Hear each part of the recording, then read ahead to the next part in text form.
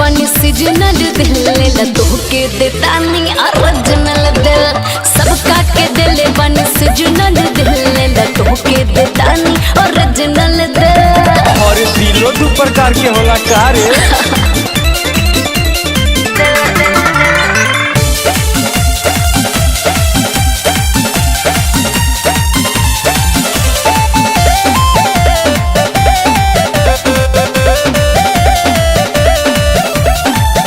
आशिकन के तोहरा लंबा लाइन बा ए सोना, कगो कनेक्शन तोहर ज्वाइन बा।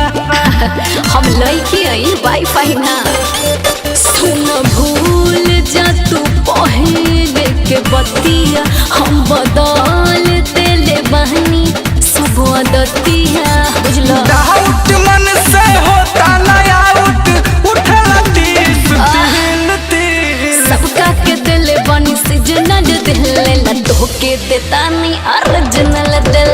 सबका के दिल बनी सीजनल दिल लेला तोहके देता नहीं ओरिजिनल दिल। ओरिजिनल दिल,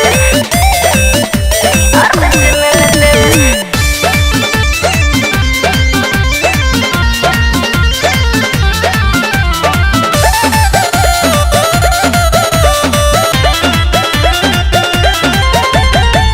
बाटे ना भरोसा एक जगे रहबे मिली, हमरो से निमन ओके लव यू कहबे।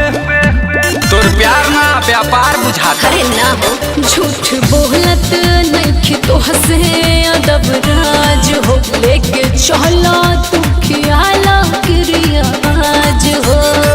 तोहरा खातिर गुंजन के मन में बाना कोनो फील फील। सबका के दिल बनी सीजनल दिल लेला तोहके देता नहीं ओरिजिनल दिल। सबका के दिल बनी सीजनल दिल लेला तोहके देता नहीं ओरिजिनल दिल। भरोसा करा, भरोसी पाता दुनिया चलता।